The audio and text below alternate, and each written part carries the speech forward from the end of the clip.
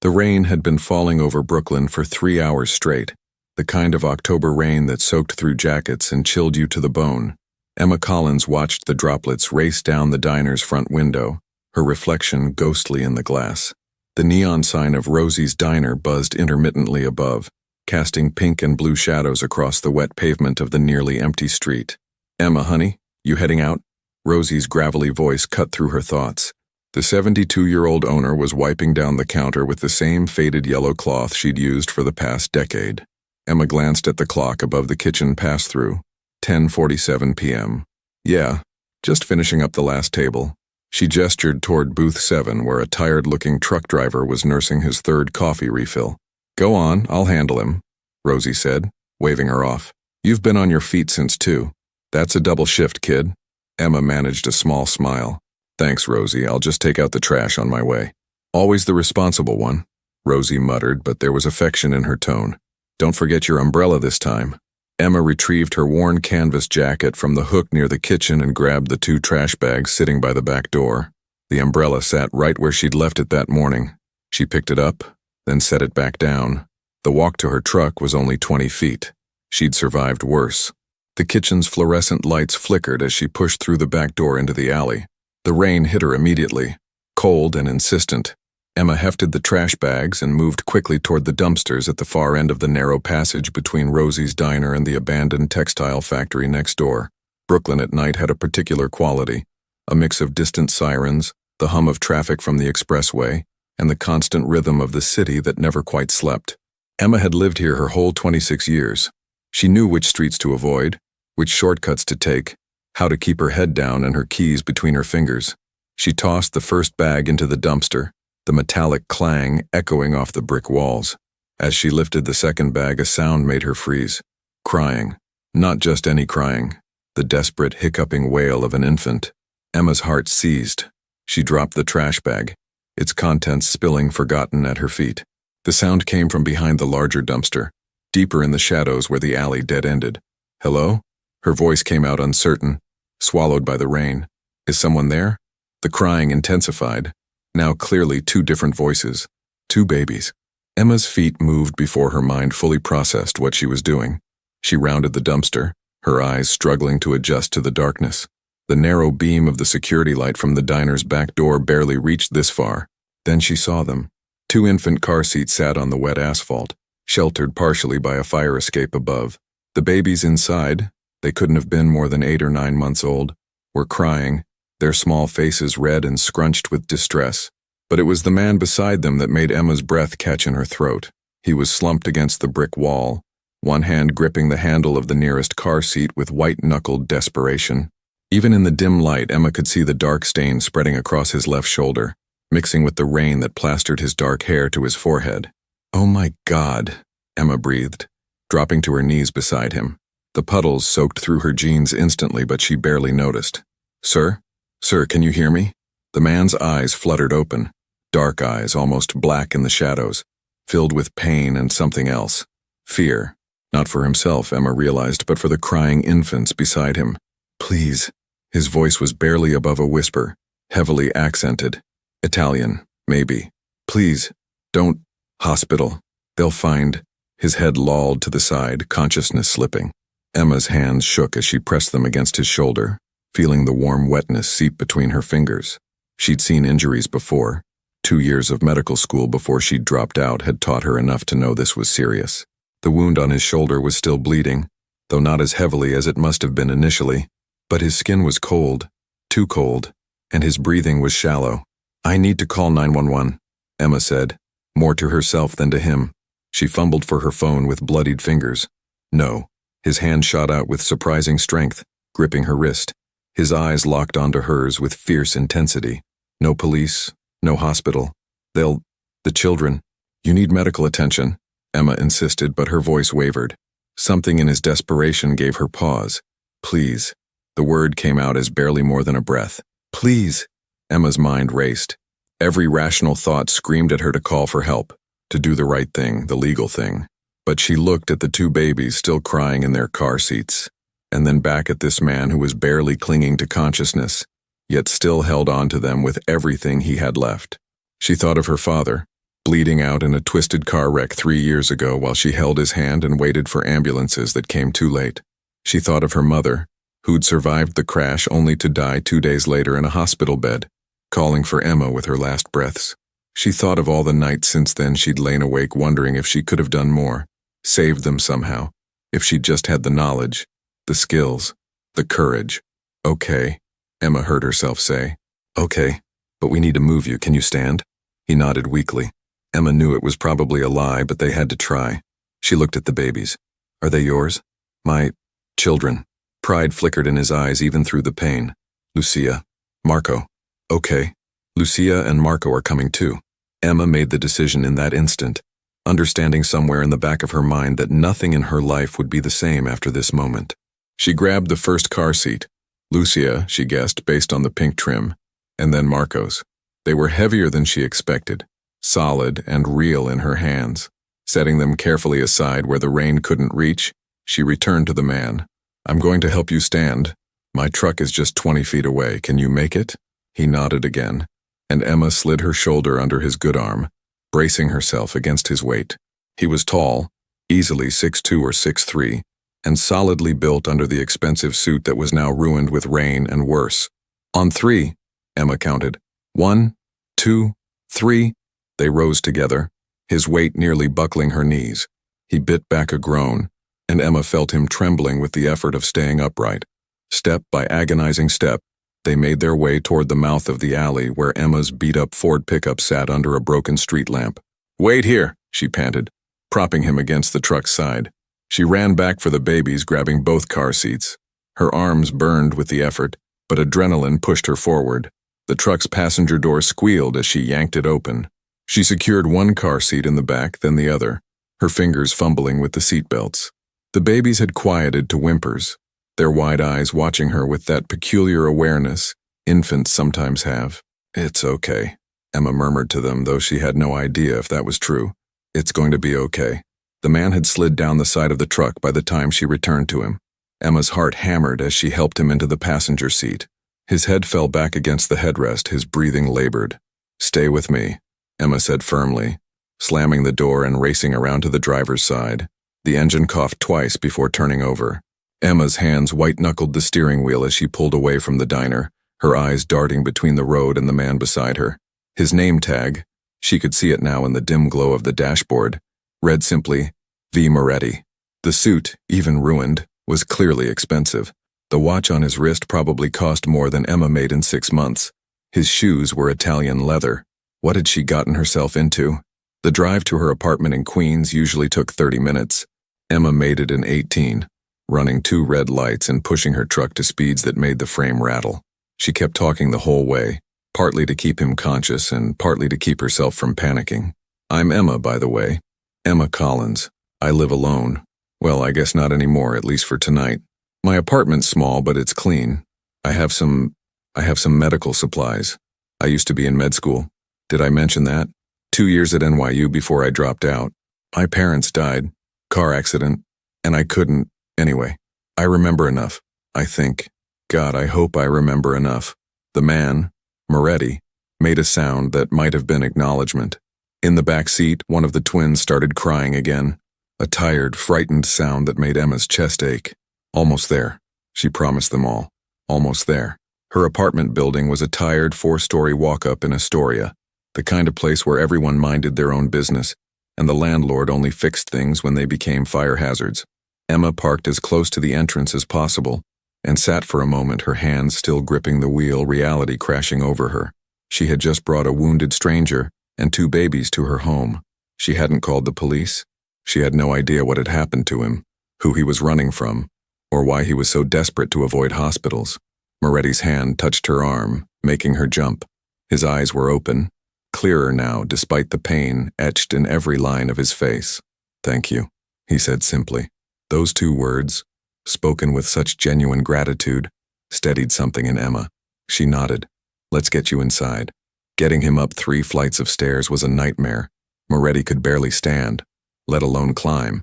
Emma half carried, half dragged him, pausing every few steps to let him breathe. Mrs. Chen from 2B opened her door at the commotion, took one look at them, and closed it again without a word. Emma had never been more grateful for her neighbor's indifference. By the time they reached her apartment door, Emma was shaking with exhaustion. She fumbled with her keys, finally got the door open, and guided Moretti straight to her small couch. He collapsed onto it with a sound that was part relief, part pain. Emma ran back down for the babies, taking the stairs 2 at a time despite her burning legs. The twins were miraculously quiet now, their eyes drooping with exhaustion. Emma grabbed both car seats and made the climb again, her heart pounding so hard she thought it might burst.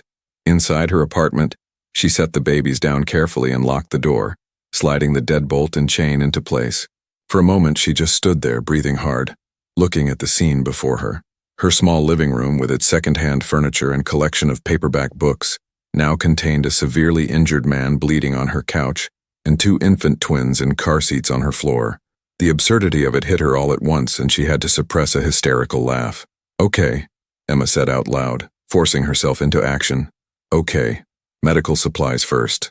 She kept a first aid kit under the bathroom sink, a well-stocked one, a remnant from her medical school days that she'd never been able to throw away. Emma grabbed it, along with clean towels, rubbing alcohol, and every bandage she had. Back in the living room, Moretti had his eyes closed, his breathing shallow. Emma knelt beside the couch and carefully peeled back his jacket. The shirt underneath was soaked through. She grabbed scissors from the first aid kit and cut away the fabric, revealing the wound. The injury on his shoulder was deep, but mercifully, appeared to be a through and through. The projectile had entered from the front and exited cleanly through the back. Emma had seen diagrams of such injuries in her trauma unit rotation. If there was no major artery damage, and the fact that he was still alive suggested there wasn't, the main concerns were infection and continued loss of fluids. "This is going to hurt," Emma warned, though she wasn't sure he could hear her. She cleaned the wound as gently as possible, using the rubbing alcohol despite knowing it would burn. Moretti's entire body tensed, a low sound escaping through clenched teeth, but he didn't cry out. Emma worked quickly, packing the wound with gauze and wrapping it tightly with bandages. Her hands remembered more than her mind did. The motions came back to her, the way to apply pressure, how to secure a bandage, the signs to watch for. By the time she finished, her hands were steadier. Moretti's fever concerned her more. His skin burned to the touch, sweat beading on his forehead despite the cool apartment. Emma fetched a damp cloth and placed it on his forehead, then covered him with her spare blanket. Only then did she turn her attention to the babies. Lucia and Marco were both awake, watching her with solemn dark eyes that reminded her painfully of their fathers. They needed changing, feeding, and comfort, none of which Emma had supplies for. She found a diaper bag she'd missed earlier, tucked under Marco's car seat. Inside, diapers, wipes, formula bottles, and changes of clothes. Whoever this Moretti was, he'd been prepared. Emma had never changed a diaper in her life, but she figured it out through trial and error, talking softly to the babies as she worked. "I'm sorry if I'm doing this wrong. You're probably used to someone who actually knows what they're doing, huh?" Marco grabbed her finger with his tiny fist, and something in Emma's chest cracked open. She warmed bottles in the microwave, probably not the right way, but the best she could manage, and fed them one at a time. They ate hungrily, their little hands reaching for the bottles. When they were done, she burped them like she'd seen in movies, feeling ridiculously out of her depth, but they settled. Lucia's eyes drifted closed first, followed by Marco. Emma created a makeshift bed on the floor using couch cushions and pillows, placing both car seats in the middle where she could see them from anywhere in the small apartment. It was past 2 a.m. when Emma finally let herself sink onto the floor, her back against the wall between the couch and the babies. The adrenaline was wearing off, leaving her shaky and lightheaded. She looked at Moretti, then at the twins, then at her own blood-stained hands. "What have I done?" she whispered to the empty room. As if in answer, Moretti stirred, his hand, hanging off the edge of the couch, flexed and relaxed. Emma watched the rise and fall of his chest, counting the breaths. Steady, alive. The babies slept peacefully, their faces relaxed in that perfect way only sleeping children achieve. Emma pulled out her phone, her thumb hovering over the emergency call button. She should call someone. This was beyond her capabilities. This man needed real medical care, and these babies needed, what? Family? Child services. But his words echoed in her mind. They'll find them. Who were they? And what would happen to Lucia and Marco if Emma made that call? She set the phone down without dialing. Around 4 a.m., Moretti's fever spiked. Emma woke from a half-doze to the sound of him murmuring in Italian, thrashing weakly on the couch. She pressed the cool cloth to his forehead again, speaking softly even though he probably couldn't understand. You need to fight this. Those babies need you. I need you to wake up and explain what's happening because I'm terrified and I have no idea what I'm doing. His hand found hers in his delirium, gripping with surprising strength. Emma held on, anchoring him. Don't let them, he murmured, still lost in fever dreams. Sophia, promise. Protect. Sophia? Emma asked, but he was gone again, sinking back into unconsciousness. She found his wallet in his jacket. She knew she was invading his privacy, but she needed to know something, anything. Inside, no credit cards, just cash. A lot of cash. And a photo, worn and creased from being looked at frequently. The picture showed Moretti, healthier, smiling, with a woman. She was beautiful, with long dark hair and a warm smile. Her hand rested on her very pregnant belly. Moretti's hand covered hers, both of them wearing wedding rings. Emma turned the photo over, written in elegant script. Vincent, Sophia, and our miracles 3 months to go. Sophia, the name he'd called out in his fever. Emma looked at the babies, understanding settling over her like a heavy coat. These were their children, and Sophia wasn't here. She tucked the photo back into the wallet and returned to her spot on the floor.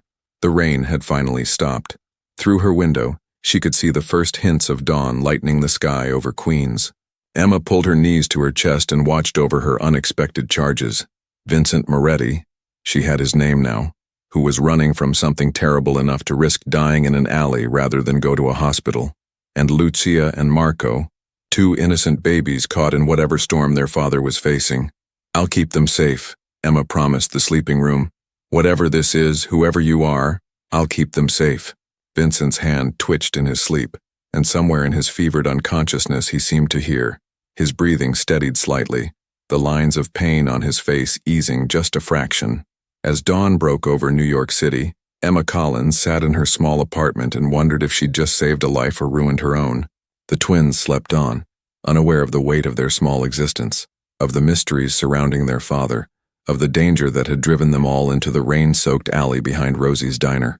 Emma thought about calling in sick to work. She thought about all the questions this would raise. She thought about the jacket hanging by her door, the one with Vincent's gun in the pocket. She'd found it while going through his things, a cold reminder that this man was dangerous in ways she couldn't fully comprehend.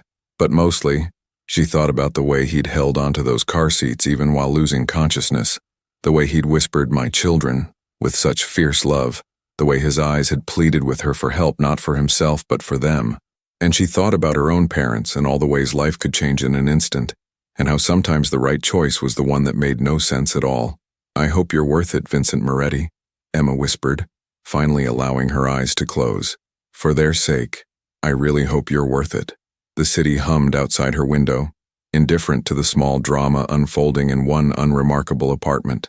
Somewhere out there, people were looking for Vincent Moretti. Somewhere out there, danger was circling. But in that moment, in that quiet apartment as morning arrived, there was only the soft breathing of 2 babies, the fevered sleep of a wounded man, and one exhausted waitress who had chosen compassion over safety and had no idea where that choice would lead.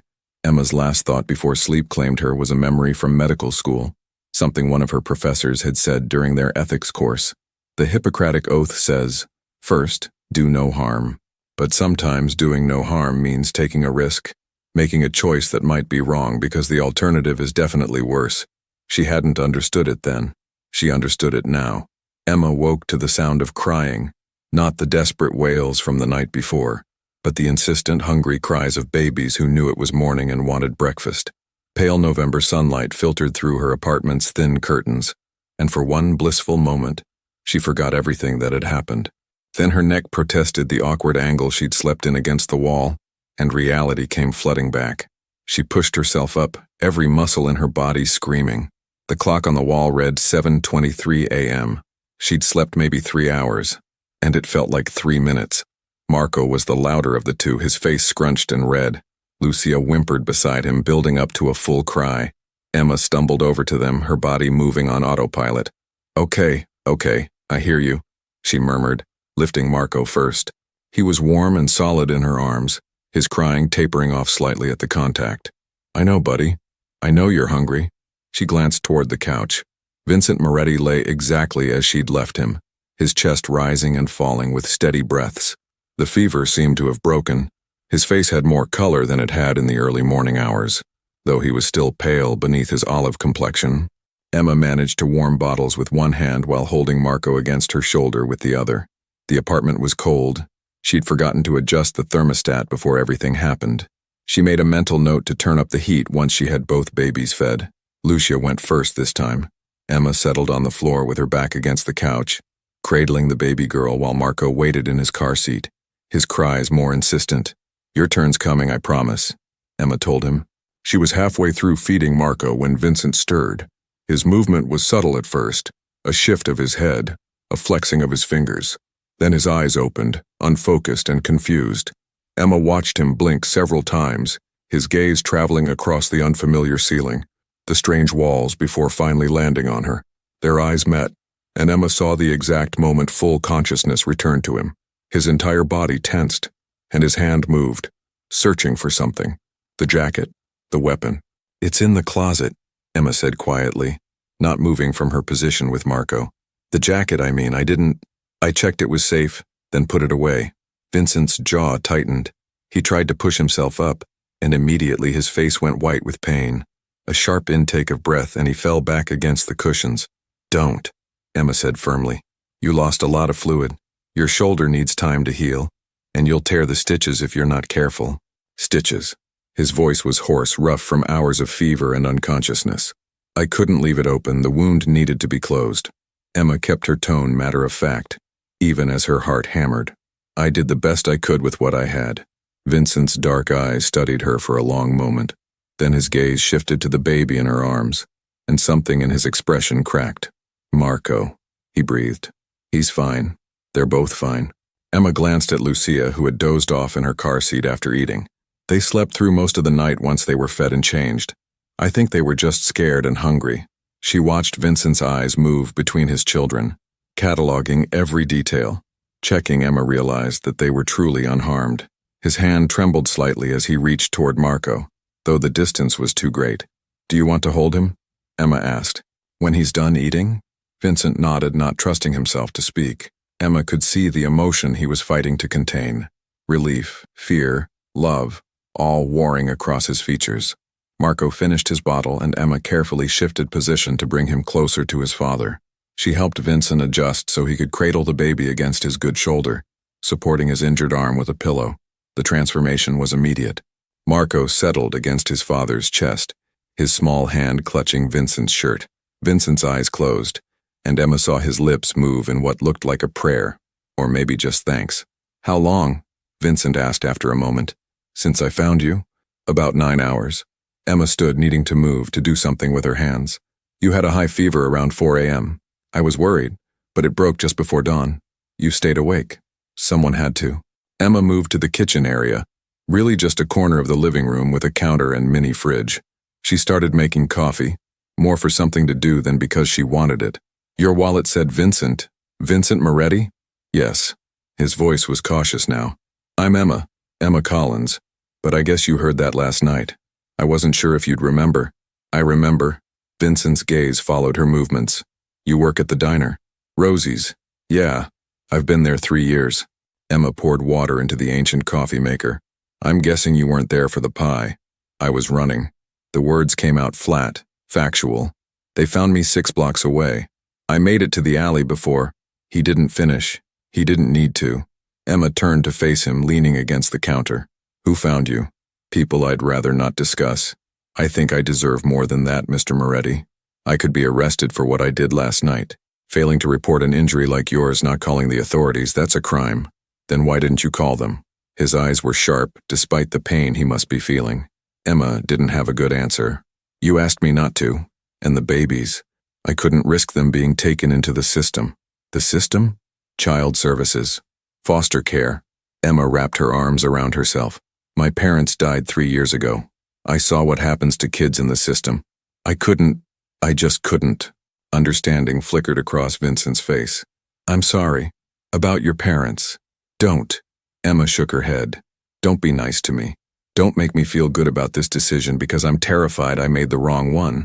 The coffee maker gurgled, filling the apartment with its familiar scent. Emma poured 2 cups, adding sugar to both. She had no idea how Vincent took his coffee, but the sugar would help with the fluid loss. She brought him a cup, helping him shift so he could hold it with his good hand. Marco had fallen asleep against his chest, tiny snores barely audible. "Thank you," Vincent said, and Emma couldn't tell if he meant for the coffee or for everything. She settled into the armchair across from the couch, cradling her own mug. "The photo in your wallet. Sophia?" Vincent's entire body went rigid. "You went through my things. I needed to know who you were. If you had family, I should call emergency contacts, anything." Emma met his glare steadily. "She's beautiful. Was beautiful?" The past tense hung in the air between them. Vincent's jaw worked for a moment before he answered. "Sophia died 8 months ago. Complications during the birth. I'm sorry." And Emma was, genuinely. She'd seen that photo, the love in it, the anticipation. She never got to see them grow. She held them once, for 20 minutes. Vincent's voice had gone hollow. The doctor said she was stable, that the complications were under control. Then her heart just stopped. Emma didn't push. She'd learned in her brief medical training that grief needed space, not prodding. They sat in silence for several minutes, drinking coffee, each lost in their own thoughts. Lucia woke up, making small sounds that weren't quite crying. Emma retrieved her from the car seat and settled her in her lap, supporting the baby's head the way she'd figured out through trial and error. "You're good with them," Vincent observed. "I'm faking it," Emma admitted. "I've never been around babies, but they're easier than I expected, more resilient. They've had to be." Bitterness crept into Vincent's tone. "The last 8 months have been chaos. Sophia's parents blamed me for her passing. They tried to take the twins, claimed I was unfit. Then there were business complications." "Business," Emma seized on the word. "What kind of business requires you to run through Brooklyn at night with your children, afraid of hospitals?" Vincent's expression shuddered. "The kind that's better not discussed." "No," Emma's voice hardened. "You don't get to do that. I saved your life. I'm harboring you in my home. I'm caring for your children. You owe me the truth." "You want the truth?" Vincent shifted carefully, wincing at the movement. "The truth could put you in more danger than you're already in." "I think finding you in an alley with a shoulder injury already put me in danger, don't you?" They stared at each other, neither backing down. Marco stirred between them, making a small sound. The tension broke as Vincent automatically adjusted to soothe his son, his expression softening. "I'm in import and export," Vincent finally said. "That's not an answer. It's the safest answer I can give you." Emma wanted to push, but something in his eyes stopped her. Fear, not for himself, but for her. She recognized it because she'd seen it in her father's eyes when he'd made her promise to leave the accident scene and get help, even though it meant leaving him alone. "Fine," Emma said, "but I need to know one thing. Are we safe here? Right now in this apartment?" Vincent hesitated, and that hesitation told Emma everything she needed to know. "How long do we have?" she asked. "I don't know. A day, maybe 2. They'll be looking for me, but they won't expect me to stay in the city. Most people would run." "Why didn't you?" "Because running with injuries and 2 infants is impossible. And because," he looked down at Marco, "because I'm tired of running." Emma understood that kind of tired. She'd felt it after her parents passed, after she'd dropped out of medical school, after she'd realized her entire life plan had dissolved in one terrible night. "What's your plan then?" Emma asked. "Heal enough to move, contact people I trust, make arrangements." Vincent's voice was clinical, detached. "You've done more than enough. Once I can walk without assistance, I'll leave. You can forget any of this happened. And if you can't walk, if you get an infection or the wound doesn't heal properly, then I deal with it. That's not a plan. That's suicide." Vincent's eyes flashed. "What do you want from me? Gratitude? I've already thanked you. Money? I can pay you for your trouble. Just tell me what you want so we can move forward." Emma stood abruptly, startling Lucia. The baby's face scrunched, threatening tears. Emma paced to the window, bouncing gently to soothe her, looking out at the street below. Saturday morning in Astoria, people heading to the bodega, the coffee shop, living their normal lives while Emma's world had tilted completely off its axis. "I don't want your money," Emma said quietly. "I want to know that helping you wasn't a mistake. I want to know those babies are going to be okay. I want—" She trailed off, not sure how to finish. "You want absolution," Vincent said. You want someone to tell you that you made the right choice. Emma turned to face him. Did I? I don't know. His honesty surprised her. Ask me again when this is over. The morning stretched into afternoon. Emma called Rosie, fabricating a story about a stomach issue that kept her home. Rosie, bless her, didn't question it. Just told Emma to feel better and take care of herself. Vincent slept in fits and starts, his body fighting to heal. Emma changed his bandages twice, checking for signs of infection. The wound looked better than she'd feared. No unusual redness, no heat beyond the normal inflammation. Her hands had remembered more than she'd thought possible. The twins kept her busy. She learned their rhythms. Marco was the fussy one, needing more attention and comfort. Lucia was quieter, more observant. But she had a strong grip and would hold onto Emma's finger while eating like she was afraid of being left alone. Emma found herself talking to them constantly, narrating everything she did.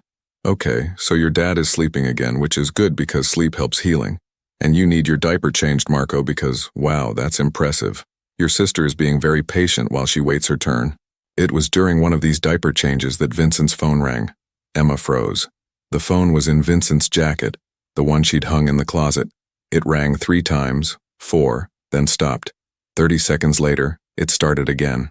Should I? Emma gestured toward the closet. No. Vincent was awake now, alert. Don't answer it. What if it's important? It is important. That's why you shouldn't answer it. The phone stopped again, then immediately started once more. Persistent, Emma muttered. She finished with Marco washing her hands before moving to check on Vincent. His jaw was tight, his good hand clenched into a fist. It's them, Vincent said, checking if I'm still alive. The people who hurt you? The people who would like to know where I am, yes. The phone finally stopped ringing. Emma released a breath she hadn't realized she'd been holding. How long before they figure out you're here? She asked. They won't. No one saw me leave with you. No one knows this connection. Emma wanted to believe him. She really did. The day passed in estranged domesticity. Emma made soup, canned, because her cooking skills were limited, and helped Vincent eat small amounts. She learned how to tell when the twins needed to sleep, needed to eat, needed just to be held. She changed the TV to a news channel, watching for any reports of incidents in Brooklyn, but found nothing. Vincent watched her with those dark, assessing eyes. She caught him several times, and each time he didn't look away. What? Emma finally asked, exasperated as she folded the baby's tiny clothes from the diaper bag. You're good at this. The caretaking. I told you I'm faking it. No, you're not. Vincent shifted on the couch, trying to find a comfortable position. You have instincts. You notice when they need something before they even cry. That's not something you can fake. Emma shrugged, uncomfortable with the observation. Maybe I just pay attention. Most people don't. She didn't know what to say to that, so she said nothing. But something in her chest warmed at the compliment. As evening approached, Emma realized she needed to make a decision about sleeping arrangements. Vincent obviously couldn't move from the couch. The babies needed somewhere safe to sleep, which left her with the floor again, or her bedroom, which felt wrong somehow, leaving them all out here alone. She was mentally rearranging the furniture when Vincent spoke. Tell me about medical school. Emma looked up, surprised. What? You said you were in medical school, NYU. What made you want to be a doctor? It felt like a lifetime ago. Emma settled into the armchair, Lucia dozing against her shoulder. My mom.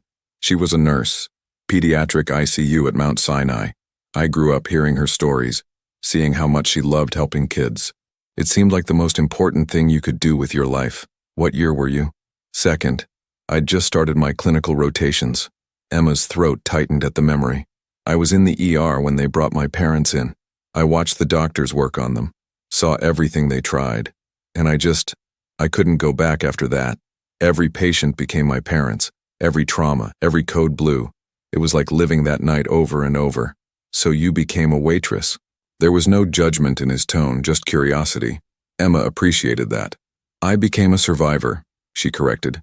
The medical school debt is still there. The student loans don't care that I dropped out. So I work at Rosie's and I take online classes at the community college when I can afford them. And I tell myself that someday I'll figure out what's next. What do you want next to be? No one had asked her that in 3 years. Emma had to think about it. I don't know anymore, she admitted. I used to have this whole plan, finish med school, residency in pediatrics like my mom, maybe join Doctors Without Borders for a few years, help people who really needed it. But now Now I just try to get through each day. Vincent nodded slowly. I understand that just getting through. Do you? Emma challenged. Because you seem like someone who has plans. Plural. Long-term ones. I did have plans. His voice went distant. Sophia and I were going to leave New York after the twins were born. She wanted to move to the coast, somewhere quiet. Raise our children away from... He stopped himself. Away from your business? Away from everything. Emma wanted to ask more, but Lucia stirred, demanding attention. Emma stood, walking laps around the small apartment, bouncing gently. The baby settled, her small body relaxing into sleep. You'll make a good mother someday, Vincent said quietly. The words hit Emma harder than they should have. She'd never really thought about children, about her own family. It had always been someday, after medical school, after establishing a career. Now someday felt impossibly far away. Maybe, Emma said, if I ever figure my life out first. Life doesn't wait for you to figure it out. It just happens. Is that what Sophia was? Life just happening? Vincent's expression softened in a way Emma hadn't seen before. Sophia was the best thing that ever happened to me. We met at a charity function. She was volunteering with a literacy program, teaching immigrants to read English. I went because it was expected, stayed because I couldn't stop listening to her talk about the importance of education, of giving people tools to build better lives. She sounds amazing. She was. And she knew what I did, knew what my family was, and she loved me anyway. Vincent's voice cracked slightly. She made me want to be better. For her. For our children. Emma carefully placed Lucia back in her car seat, then turned to face Vincent fully. What is it that you do exactly? And don't give me the import-export line again. Vincent met her gaze steadily. My family has been in New York for 4 generations. We have businesses, legitimate ones and ones that exist in grayer areas. We have territories, alliances, obligations that go back decades, and we have enemies who would love nothing more than to see the Moretti name disappear. It wasn't a full confession, but it was closer to the truth than before. Emma parsed his words carefully. When you say family business, I mean exactly what you think I mean. Vincent's voice was hard now. And before you judge, remember that I didn't ask for this life. I was born into it. My father ran things before me. His father before him. It's not something you walk away from. But you were going to try, with Sophia. I was going to try. Emma processed this, her mind racing. Organized crime. The Moretti family. It explained the expensive clothes, the fear of hospitals and police, the people hunting him. It explained everything and made her actions last night seem even more insane. I should be terrified of you, Emma said. You should be. But I'm not. And she wasn't. Not of him, anyway. Of the situation, yes. Of the unknowns, absolutely. But Vincent Moretti himself, wounded and desperate to protect his children? No. Then you're foolish. Probably. Emma moved back to her chair, suddenly exhausted. But I'm also committed now. So what's the actual plan? Because heal and leave isn't enough. Vincent was quiet for a long moment. When he spoke, his voice was measured, careful. I need to contact my people. They'll be searching for me, but they'll be discreet. Once I can confirm who I can trust, because clearly someone in my organization betrayed me, I can arrange safe transport. To where? That's information you don't need. If you're staying in my apartment bleeding on my couch, I think I've earned some information. The less you know, the safer you are. I think that ship sailed when I loaded you into my truck. Emma leaned forward. Look, I'm in this now whether you like it or not. So either trust me with the actual plan, or spend the next few days wondering if I'm going to panic and call the police. It was a bluff. Emma would never do that to the twins, but Vincent didn't need to know that. His eyes narrowed, assessing her. Then, surprisingly, he smiled. It was small, pained, but genuine. You're stubborn. I prefer determined. Sophia would have liked you. The compliment caught Emma off guard. She felt heat rise to her cheeks and looked away. Don't do that. Do what? Make me feel like we're friends. We're not. I'm someone who happened to be in the right place at the wrong time. Or the wrong place at the right time, Vincent countered. Perspective matters. Before Emma could respond, Marco started crying, the real crying, the kind that meant something was wrong. Emma jumped up, checking him. No fever, diaper was fine, had been fed an hour ago. Sometimes they just need to be held, Vincent said. Marco especially. He hates being alone. Emma picked up the baby, cradling him close. He settled immediately, his cries fading to hiccups. She swayed gently, humming without thinking. some melody her mother used to sing. When she looked up, Vincent was watching her again with that unreadable expression. "What?" Emma asked. "Nothing. Just, thank you. You've already thanked me. I'll probably thank you 100 more times before this is over." Emma wanted to ask when over would be, but she was afraid of the answer. The evening settled into routine. Emma fed the twins again, changed them, got them ready for sleep. Vincent dozed intermittently, his body still fighting to recover. Emma made herself a sandwich and ate standing up at the kitchen counter, too wired to sit. She was cleaning up when she heard it, a sound from the hallway outside her door. Footsteps, slow and deliberate, stopping at each apartment. Emma froze. She looked at Vincent, who was suddenly alert, his entire body tense. "Turn off the lights," he whispered. Emma moved quickly, flipping switches. The apartment plunged into darkness, only the glow from the street lamps outside providing any illumination. The footsteps stopped outside her door. Emma's heart hammered so hard she thought it might burst through her chest. She stood in the middle of the apartment, equidistant from Vincent and the twins, unsure what to do. A knock. 3 sharp raps against the door. Vincent shook his head minutely. "Don't answer." Another knock. Then a voice, male, casual. "Building maintenance, checking the radiators." It was 9 p.m. on a Saturday. No building maintenance worked these hours, especially not in her neglected apartment building. Emma held her breath. The twins, miraculously, stayed quiet. The doorknob rattled. Someone was testing it, seeing if it was locked. Emma thanked every guardian angel she had that she'd engaged both the deadbolt and chain. More footsteps. A second voice, lower. "Wrong apartment. You sure?" "I'm sure, let's go." The footsteps retreated. Emma waited, counting to 100 before she dared to move. She crept to the window, careful to stay hidden behind the curtain, and looked down at the street below. 2 men emerged from the building. Both wore dark clothes, both moved with the confident stride of people who weren't afraid of anything. They climbed into a black SUV parked across the street and drove away. Emma turned to find Vincent attempting to sit up, his face white with pain and effort. "They were looking for me," he said. "How did they find this building?" "They didn't. They're canvassing the neighborhood, checking buildings near where I disappeared. They'll work their way outward from that alley until they find something." Vincent managed to get himself more upright, breathing hard from the effort. "We can't stay here. You can barely move. How are you planning to leave?" "I don't have a choice. If they come back, we don't answer the door again. They have no reason to suspect this specific apartment. I'm not on anyone's radar. I'm nobody."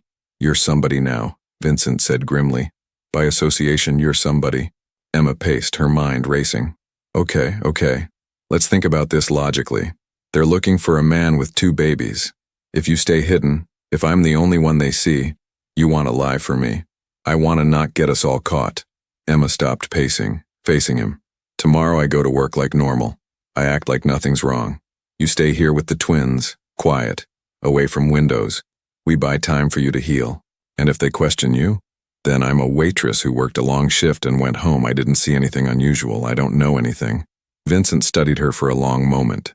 "You're good at this, thinking tactically." "I'm terrified and making it up as I go," Emma corrected. "But it's better than any alternative I can think of." She was right, and they both knew it. Vincent didn't have the strength to run, and exposing the twins to the November cold while moving locations could make them sick. They were stuck, at least for now. Emma turned the lights back on, though she kept them dimmed. The twins needed one more feeding before bed, and Emma needed to pretend everything was normal, even though her hands shook as she prepared the bottles. "Tell me about them," Emma said, as she fed Lucia, needing something to focus on besides her fear. "The twins. What are they like? What should I know?" Vincent's expression softened immediately. "Marco is louder but easier to soothe. He just needs contact, reassurance. Lucia is quieter but more stubborn. When she decides she doesn't like something, she makes it known. Like father, like daughter." A ghost of a smile. "Like both their parents, honestly. Sophia was the most stubborn person I ever met." "What else?" "They're starting to teeth. You'll notice them chewing on everything. There should be teething rings in the bag." Vincent paused. "They smile now. Real smiles, not just gas." Lucia smiled for the first time 3 weeks ago. Marco followed 2 days later. Emma felt something twist in her chest. These weren't just babies. They were people, developing personalities, hitting milestones. They had a father who knew them, loved them, paid attention to every detail. They're lucky to have you, Emma said quietly. They're lucky to have you right now, Vincent countered. I couldn't do this alone. Not like this. The admission cost him something, Emma could tell. This was a man not used to needing help, to being vulnerable. Well, you're not alone, Emma said. For better or worse, we're in this together now. Marco finished his bottle and promptly spit up on Emma's shirt. She laughed. Actual laughter. The absurdity of the situation finally breaking through her fear. Welcome to parenthood, Vincent said dryly. It's very glamorous. I can see that. Emma grabbed a towel, cleaning up the mess. Good thing I have low standards for glamour. They got the twins settled for the night.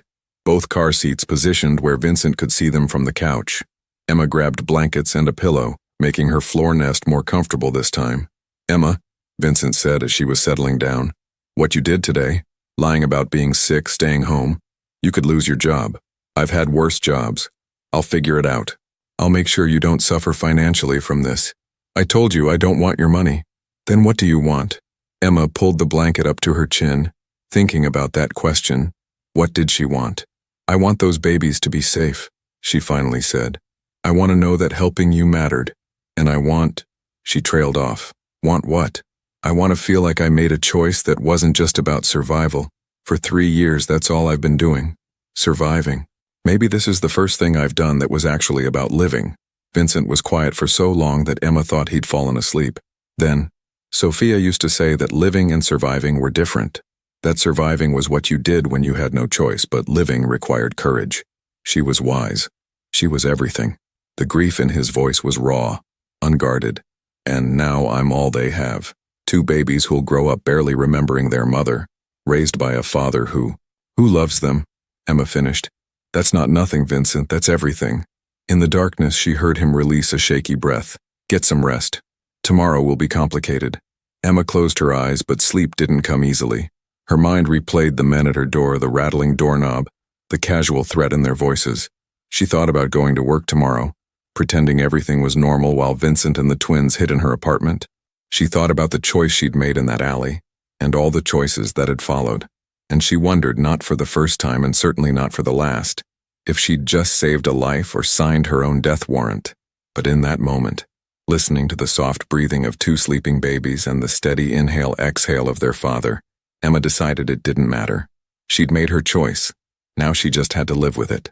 Outside, the city hummed with its usual chaos, sirens in the distance, voices from neighboring apartments, the eternal soundtrack of New York.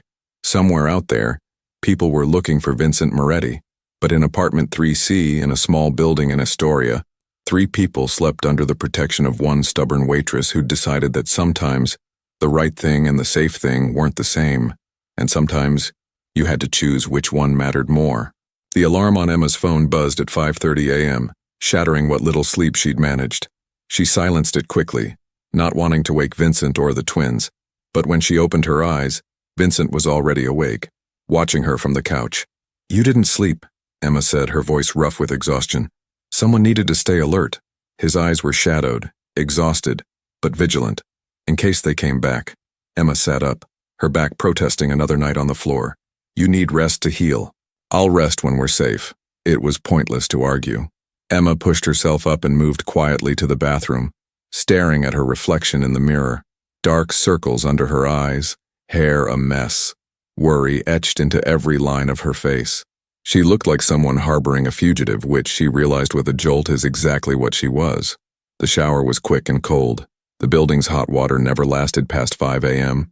Emma dressed in her work uniform, the familiar black pants and white shirt that had become like a second skin over the past 3 years.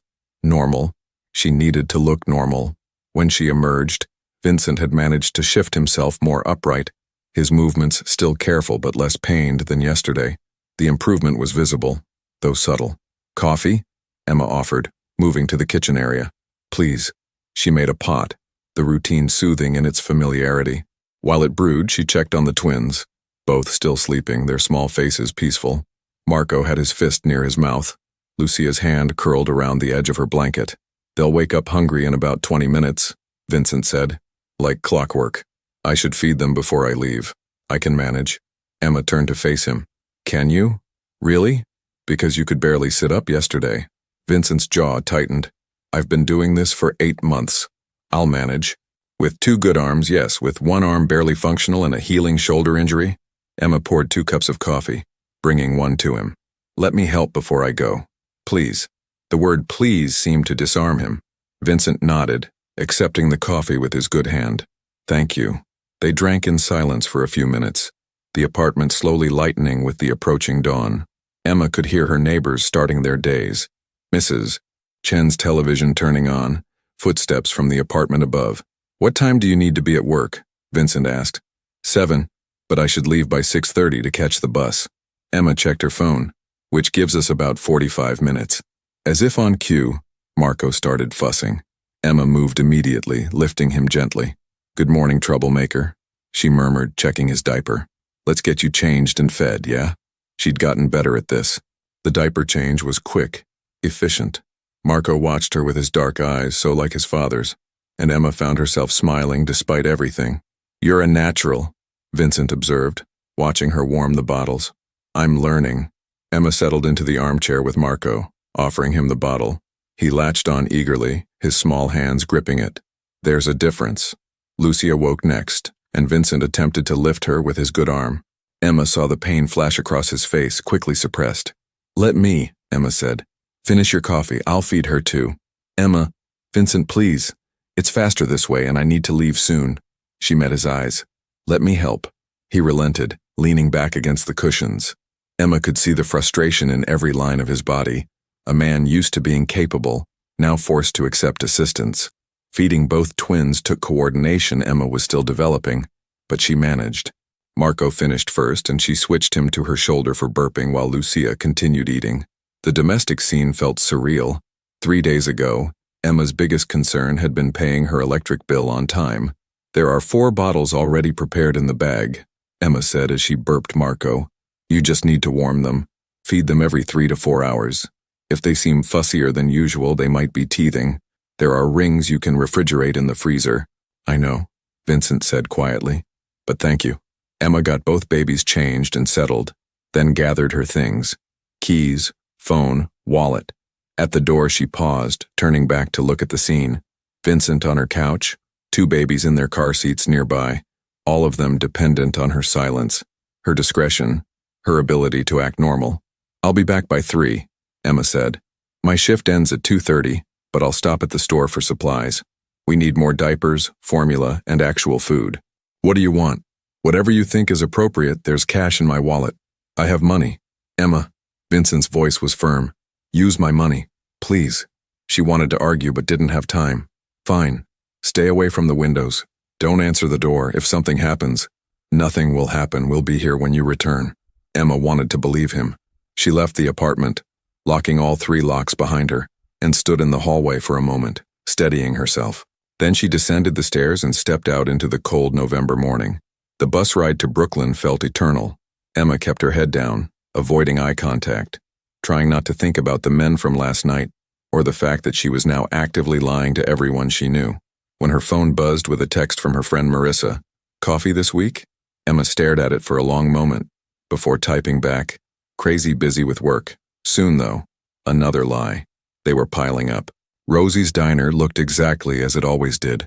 Neon sign buzzing, windows steamed from the breakfast rush inside. Emma tied her apron on in the back room, checked her reflection one more time, and pushed through the kitchen doors with a smile she didn't feel. "Emma, you're alive," Rosie called from behind the counter. "Feeling better?" "Much better, thanks." The lie came easily now. "Just needed rest." "Good, because we're slammed. Table 3 needs refills, and Table 7's been waiting 10 minutes for their order." Emma fell into the rhythm of work, pouring coffee, taking orders, delivering plates, smiling at customers. The familiar routine should have been comforting, but instead she felt like she was playing a part in a play, watching herself from outside her own body. During her break, Emma sat in the back alley, not near the dumpsters where she'd found Vincent, but close enough that she kept glancing that direction, half expecting to see blood still staining the pavement. But 3 days of rain had washed everything away. It was like it had never happened. Except it had happened and Emma's entire life had changed because of it. Her phone rang. Unknown number. Emma's heart seized before she realized it couldn't be Vincent. He wouldn't risk calling from a traceable number. She let it go to voicemail. The message was from a debt collector about her student loans. Normal life, intruding on her new reality. "You okay, kid?" Rosie appeared in the doorway, cigarette in hand despite her doctor's orders to quit. "You seem distracted. Just tired still," Emma said. "I'll be fine." Rosie studied her with those sharp eyes that had seen everything in 72 years of living. "You know, in my experience, when someone says they're fine, they usually aren't. Rosie, I'm not prying, just saying, if you need to talk, or if you need time off or whatever, I'm here." She took a drag of her cigarette. "You're a good kid, Emma. You've had a rough few years. Don't let whatever's bothering you eat you alive." Emma felt her throat tighten. "Thanks, Rosie. Now get back in there. Table 5 wants more pie." The afternoon crawled by. Emma kept checking her phone, paranoid that she'd miss an emergency call from Vincent, though she had no idea how he'd even contact her. Every time the diner door opened, she looked up, half expecting to see men in dark suits asking questions, but nothing happened. It was just a normal Sunday afternoon shift at Rosie's diner. At 2:30, Emma clocked out. She stopped at the bodega 3 blocks from her apartment, buying diapers, formula, bread, eggs, cheese, chicken, vegetables, enough to feed them all for several days. The cashier made small talk about the weather, and Emma responded on autopilot. The walk to her apartment building felt different now. Emma found herself checking over her shoulder, noticing cars parked on the street, memorizing faces. The black SUV from last night wasn't there, but that didn't mean much. She climbed the 3 flights of stairs with grocery bags cutting into her hands, fumbled with her keys at the door. 3 locks. Click, click, click. "It's me," Emma called out as she entered, not wanting to startle Vincent. The apartment was dark, curtains drawn. Vincent was on the couch where she'd left him, but he was sitting fully upright now, his color better. The twins were awake, playing with soft toys on a blanket Emma had spread on the floor. "How did it go?" Vincent asked immediately. "Fine. Normal. No one suspected anything." Emma set the groceries on the counter. "How were they?" "Perfect. Marco had a minor crisis around noon, but we worked through it." Emma noticed the past tense. "We." Vincent was talking to his children like they were partners in this. Despite everything, it made her smile. "I got supplies," Emma said, starting to unpack. "And actual food. I figured we should probably eat something other than canned soup." "You didn't have to do that." "Yes, I did. You can't heal on coffee and worry." Emma pulled out the chicken. "How's your shoulder?" "Better. The pain is more manageable today. Let me check the bandages." Vincent hesitated, then nodded. Emma moved to the couch, carefully helping him remove his shirt. Her hands were steadier now than they'd been that first night, more confident. The wound looked good, no signs of infection, the edges starting to close properly. "You're healing well," Emma said, applying fresh bandages. "Another few days and you should be able to move more freely, and then I can leave. Get out of your life." Emma's hands paused. "Is that what you want?" "It's what's safest for you." She finished securing the bandage and sat back. "Maybe I should get to decide what's safe for me." Their eyes met, and something passed between them. Understanding, maybe, or recognition. Emma wasn't sure. Before either could speak, Lucia started fussing. Emma moved to pick her up, checking her diaper. "Someone needs changing," she announced. "Marco, you're next." The routine of caring for the twins provided a welcome distraction from the tension in the room. Emma changed them both, talking to them softly, making silly faces that earned her what might have been smiles, or gas, but she chose to believe they were smiles. "You're good with them," Vincent said again, watching her. "You keep saying that, because it keeps being true." He paused. "Sophia would have liked you." Emma looked up sharply. "You said that before, why?" "Because you're kind without being naive, strong without being hard. You see people, really see them, and you help anyway." Vincent's voice was soft. "Sophia was like that. She saw me, all of me, the good and the terrible, and she loved me anyway." "The terrible?" Emma asked carefully. Vincent was quiet for a long moment. When he spoke, his voice was heavy with something Emma couldn't quite name. "My family has done things, Emma. Things I'm not proud of. Things that were necessary for survival in our world, but that doesn't make them right. Have you done those things?" "Yes." No hesitation, no excuses. "I've made choices that kept my family safe, kept our position secure. I've hurt people who threatened us. I've built an empire on foundations that would crumble under moral scrutiny." Emma should have been horrified. Part of her was.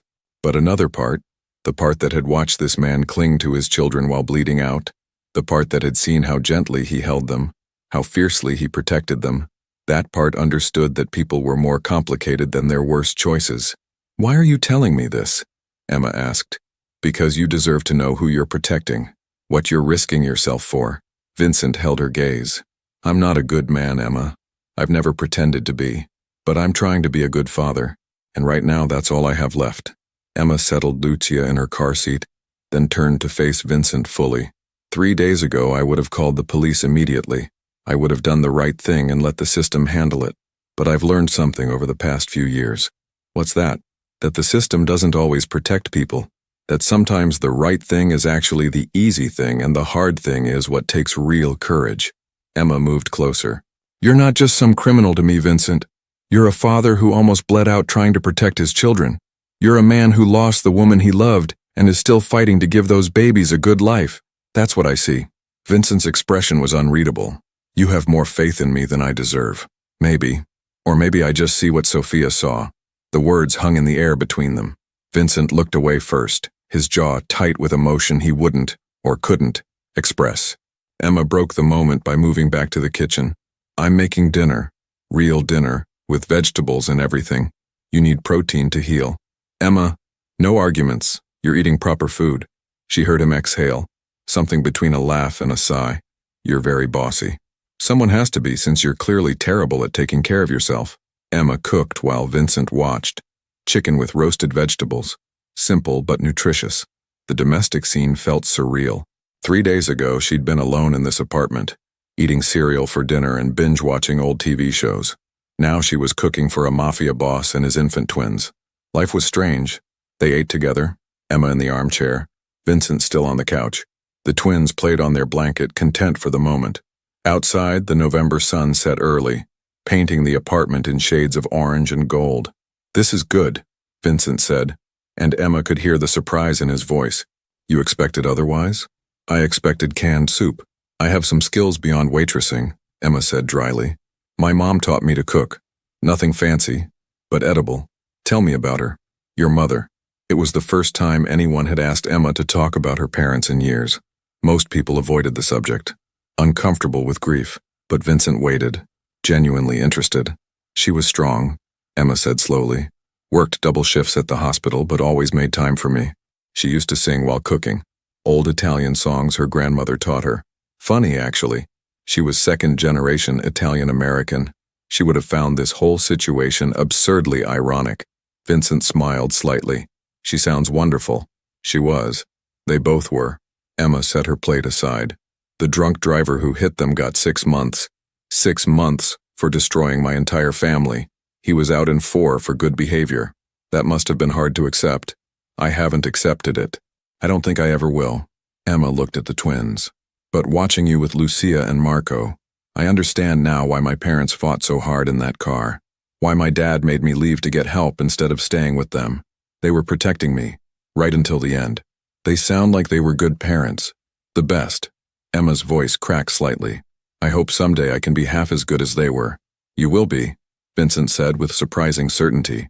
"You already are, in many ways." Emma didn't know what to say to that. She stood collecting their plates, needing to move. As she washed dishes, she felt Vincent's eyes on her back. "What?" Emma asked without turning around. "I'm trying to understand you." "What's there to understand? I'm just a waitress who made a questionable decision." "You're more than that." Vincent shifted on the couch. "You had a whole future planned. Medical school, helping people, making a difference. And then life took that from you. But instead of becoming bitter, you're still helping. Still seeing the good in people. I don't understand how." Emma dried her hands and turned to face him. "Want to know the truth? I don't know either. Maybe I'm compensating for not being able to save my parents. Maybe I'm looking for purpose in all the wrong places, or maybe..." She trailed off. "Maybe what? Maybe some of us are just wired to help, even when it doesn't make sense, even when it's dangerous." Emma crossed her arms. "My mom used to say that the world tries to make you hard, but the real strength is staying soft, staying open, still believing people are worth saving. Even people like me? Especially people like you." Emma met his gaze steadily. "Because you still have the chance to change, to be different for them." She gestured to the twins. That's worth fighting for. Vincent was quiet for a long time. When he spoke, his voice was rough with emotion. No one has had this much faith in me since Sophia died. Then they're not looking close enough. The moment stretched between them, heavy with things unsaid. Emma felt something shift in her chest. Something dangerous and complicated that she absolutely could not afford to feel. She broke eye contact first, moving to check on the twins. Both were getting drowsy, their eyes fighting to stay open. "Someone's ready for bed," Emma said, grateful for the distraction. They settled into the evening routine, feeding, changing, preparing bottles for the night. Vincent watched Emma work, occasionally offering guidance but mostly just observing. "You've got it figured out," he said as Emma settled Lucia in her car seat. "The routine. I'm still making it up as I go." "So is every parent." Emma paused at that, something warm spreading through her chest. Vincent was including her in this, not just as a temporary helper but as something more. It should have scared her. Instead, it felt right. As the twins drifted off to sleep, Emma became aware of how quiet the apartment was. Just her breathing and Vincent's. The soft sounds of the babies sleeping. The intimacy of it struck her suddenly. This forced domesticity. This unexpected partnership. "Emma," Vincent said softly. "Come sit." She hesitated, then moved to the armchair, curling her legs under her. Vincent had shifted to a more comfortable position, his shoulder clearly bothering him less than before. "I need to tell you something," he said. "About the night you found me." Emma's stomach tightened. "Okay. The people who came after me, they weren't random enemies. It was an ambush, planned by someone in my inner circle." Vincent's voice was controlled, but Emma could hear the anger underneath. "Someone I trusted gave away my location, my route, everything. Do you know who? I have suspicions, but until I can confirm them, I can't contact anyone in my organization, which means we're more isolated than I initially thought." "How long until you can confirm?" "I don't know." Vincent met her eyes. "Which means we might be here longer than a few days, and I need you to understand what that means. The risk you're taking, the danger you're in." Emma processed this. More time, more risk, more lies to maintain. She should have been angry. Instead, she felt oddly calm. "I understand," Emma said simply. "Do you? Because once they realize I'm alive, once they start looking seriously, they will find connections. They'll question everyone who was near that alley. They'll—" "Vincent," Emma leaned forward. "I understand. And I'm still here." He stared at her like she was a puzzle he couldn't solve. "Why?" "I've been asking myself that for 3 days." Emma smiled slightly. "I think it's because for the first time since my parents died, I feel like I'm doing something that matters. Something bigger than just surviving. This could get you hurt, or worse. I know. Then you're either very brave or very foolish. Probably both." Emma stood, moving to the window. She peeked through the curtain at the street below. "That black SUV, is it back?" Vincent tensed immediately. "Where?" "2 buildings down. It's been sitting there for about 10 minutes. Vincent tried to stand and Emma immediately moved to stop him. "Don't, stay down. I'll watch." She positioned herself where she could see without being seen. The SUV's engine was running, exhaust visible in the cold air. No one got out, but she could see shadows moving inside. At least 2 people. "They're just sitting there," Emma reported quietly. "Not moving. They're watching the building." Vincent's voice was tight. "Seeing who comes and goes. Should we?" "No. We do nothing. We act normal. If you go to work tomorrow like usual, if nothing changes in your routine, they have no reason to suspect this apartment." Emma's heart hammered. "And if they decide to search anyway? Then we deal with it." The SUV sat there for another 20 minutes before finally pulling away.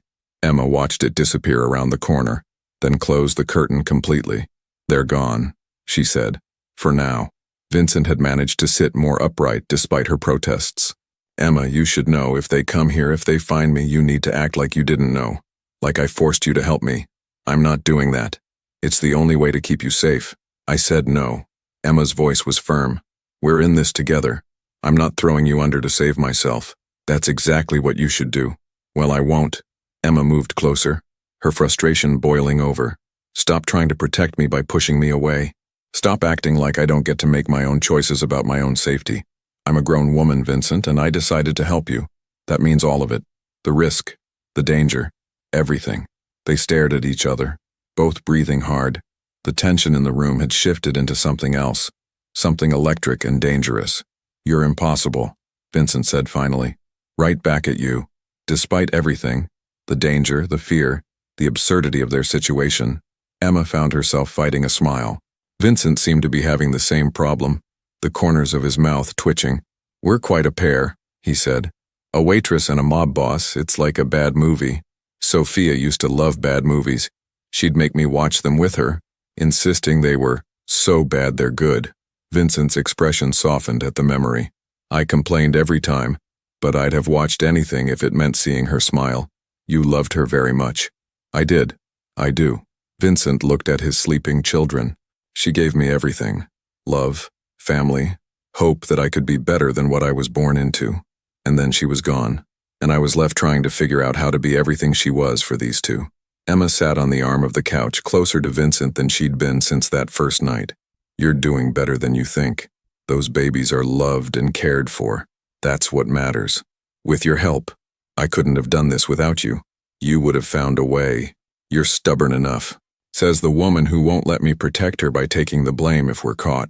They were close now. Close enough that Emma could see the flecks of gold in Vincent's dark eyes, the faint scar on his jaw, the weariness that went deeper than physical injury. And Vincent was looking at her with an intensity that made her breath catch. Emma, he said softly. Don't. Emma stood abruptly, moving away. Whatever you're about to say, don't. You don't know what I was going to say. I can guess. And it's a bad idea. Emma wrapped her arms around herself. You're vulnerable, injured, grateful for help. I'm lonely and looking for purpose. That's not...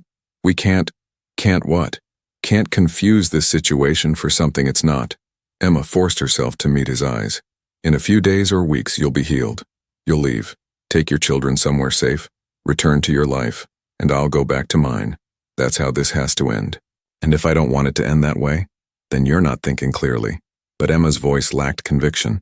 Vincent held her gaze for a long moment, then nodded slowly. You're probably right. I know I'm right. But neither of them sounded convinced. The rest of the evening passed in careful politeness, both of them avoiding the elephant in the room. Emma prepared for bed. Vincent settled on the couch. The twins slept peacefully. Everything normal. Everything fine. Except nothing was fine, and they both knew it.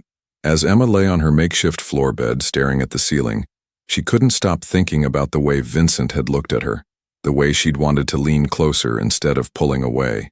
This was dangerous in ways that had nothing to do with men in SUVs or organized crime. This was the kind of danger that started in your chest and spread until it consumed everything, and Emma had absolutely no idea how to protect herself from it. From the couch, Vincent's voice came softly through the darkness. Emma? Yeah? Thank you. For everything. You already thanked me. I know, but I needed to say it again. Emma closed her eyes, fighting against the warmth spreading through her chest. Get some sleep, Vincent. You too. But neither of them slept much that night. They lay in the darkness of that small apartment. Two people who had found each other in impossible circumstances, trying to ignore the connection growing between them. Outside, the city continued its endless rhythm. Somewhere, people were looking for Vincent Moretti. But in apartment 3C, there was only the sound of breathing, the soft presence of sleeping babies, and two hearts beating in careful synchronization, whether they wanted to admit it or not. 2 weeks passed in careful routine. Vincent healed steadily, his shoulder regaining strength. Emma continued working at Rosie's, maintaining normalcy while her heart remained in apartment 3C with the man and babies who'd changed everything. Late one evening, Vincent's phone finally rang. Tony, his most trusted second-in-command. Boss, we found the traitor. It's handled. You're safe now. Vincent exhaled relief he'd been holding for weeks. Arrangements? Ready when you are. Safe house in Connecticut. Clean identities for transition. Emma overheard from the kitchen, her stomach dropping. This was it. The moment she'd known was coming. That night after the twins slept, Vincent found Emma staring out the window. I have to leave tomorrow, he said quietly. I know. Emma's voice was steady despite her breaking heart. Come with us. She turned, shocked. What? Come with us. Help me raise them. Be part of our lives. Vincent moved closer. These past weeks, I haven't felt this alive since Sophia. The twins need you. I need you. Vincent, I can't just... Why not? What's keeping you here? Dead-end job? Student debt? Or maybe... He touched her face gently. Maybe you're scared of wanting something real. Emma's eyes filled with tears. This is insane. I know. But the best things usually are. She looked at the sleeping twins, then back at Vincent. Her parents had taught her that love meant taking risks, that playing it safe wasn't really living. Okay, Emma whispered. Okay, yes. Vincent kissed her then. Soft, promising, full of hope for an unlikely future.